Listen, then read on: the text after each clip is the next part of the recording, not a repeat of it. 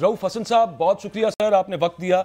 एक चीज sir election commission की प्रेस रिलीज में आज भी है, और वो ये है कि इंट्रा पार्टी इलेक्शंस जो पीटीआई के थे उनको दुरुस्त नहीं करार दिया गया था, और इसी बेसिस के ऊपर हमने सुप्रीम कोर्ट का 13 जनवरी का फैसला था, उसकी हमने तशरीह की। वो अभी भी कहते हैं कि हमने गलत नहीं की।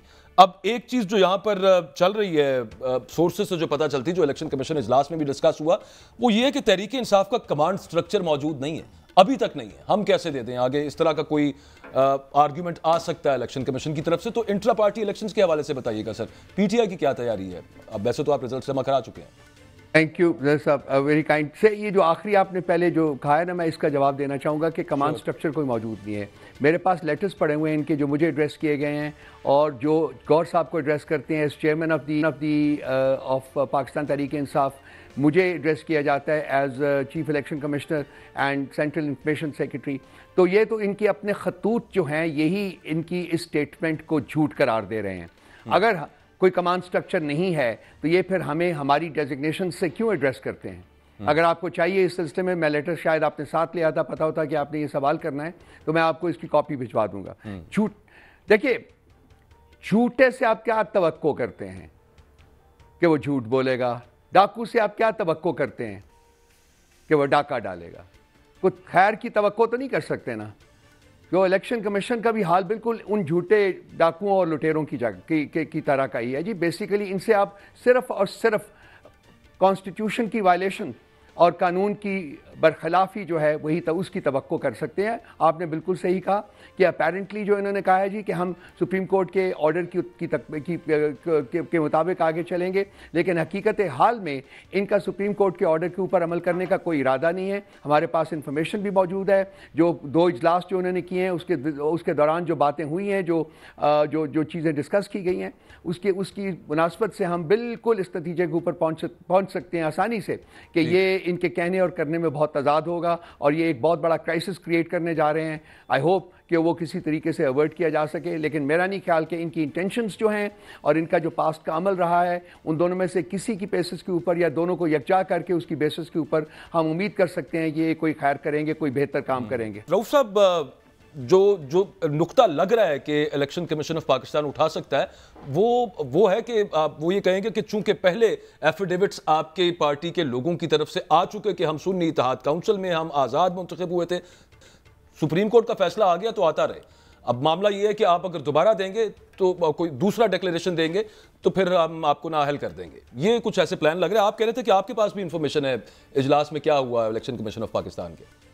देखिए, ये तमाम चीज़ें डिस्कस करने के बाद सुप्रीम कोर्ट ने अपनी जजमेंट दी है, जो कि इंतहाई एक्सटेंसिव एंड एग्जॉस्टिव जजमेंट है।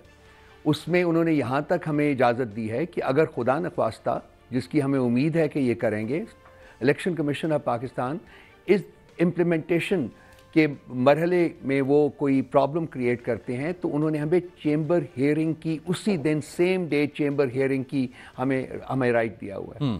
सो इलेक्शन कमीशन के पास सवाए इसके कि वो ओपनली एंड ब्लंटली सामने आके डिफाई करें सुप्रीम कोर्ट को, उसके अलावा कोई रास्ता और नहीं है।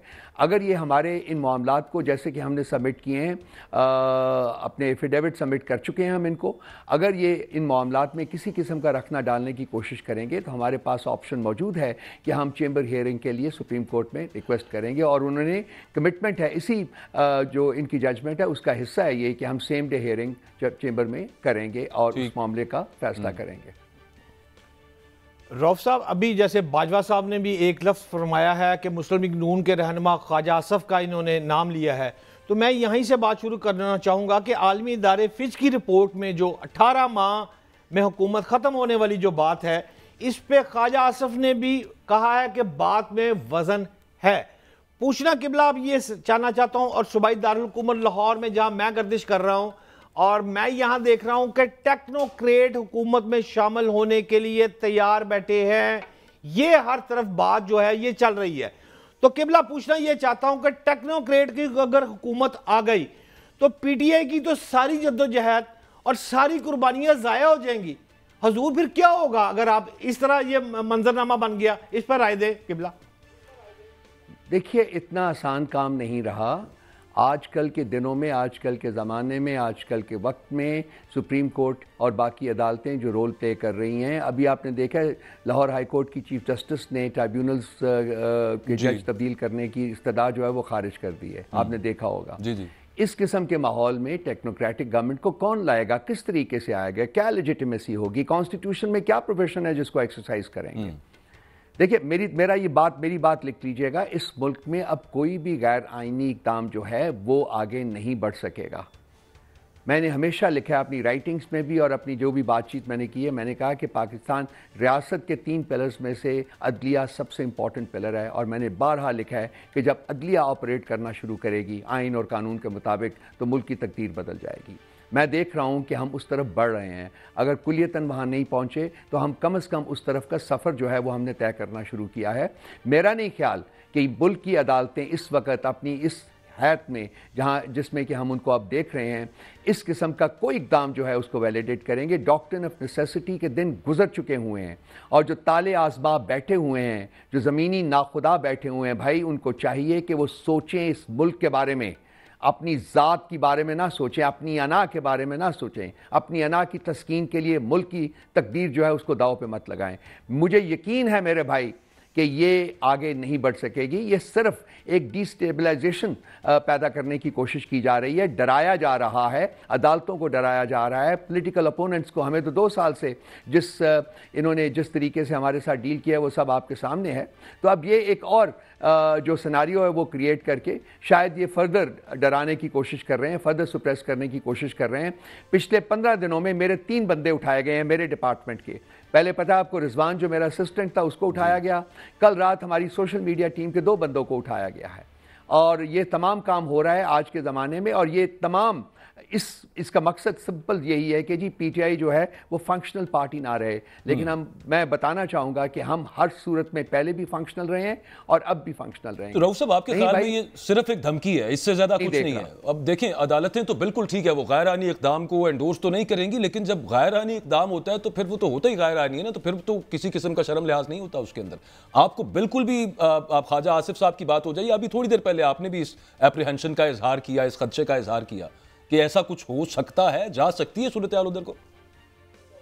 देखिए, कॉन्स्टिट्यूशनल लिक्विडेशन तो है, इस वक्त भी मौजूद है ना, क्योंकि पिछले 2 साल में क्या हुआ है, अदालती अहकामात को नहीं माना गया, कॉन्स्टिट्यूशन को वायलेट किया गया, कानून को वायलेट किया गया, सब कुछ होता रहा। और 2 साल में जितने भी फैसले हुए हैं वो तमाम गैर आईनी और गैर कानूनी हैं। इनको किसी न किसी मौके के ऊपर ट्राई भी किया जाएगा, ये जाएंगे, ये सुप्रीम कोर्ट में रेफर होंगे ये, और सुप्रीम कोर्ट की जजमेंट लाजमी बात है कि आएगी किसी न किसी स्टेज के ऊपर।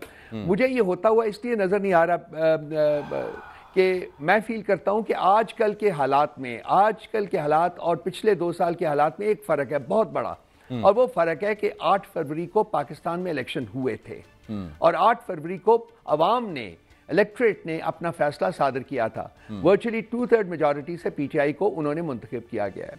अगर अब ये किसी किस्म का उन लाइंस के ऊपर जो 2 साल में ये करते रहे हैं, अपने किसी काम को, अपने किसी एक्शन को दोहराने की कोशिश करेंगे, तो मेरा ख्याल है जो एडिशनल फैक्टर मैदान में आएगा वो है पाकिस्तान की आवाम, उनको मैदान में आने से कोई रोक नहीं सकेगा। वो एक पहले भी इलेक्शन होना थे खैबर पख्तूनख्वा और पंजाब में, और फिर उसके अलावा जो हमारे कौमी इलेक्शंस थे, जनरल इलेक्शंस जो थे वो भी डिले हुए, वहां पे भी आइन टूटा, वहां पे किसी को सजा नहीं हुई, किसी से पूछा नहीं गया। काजी साहब, उमर अता बंदियाल साहब की कोर्ट का जो फैसला था, अगर उस पर सिर्फ ये ना करते कि उसको इंप्लीमेंट करवाते, पूछते भी तो सही किसी से उसको, तो फिर मामला और होता।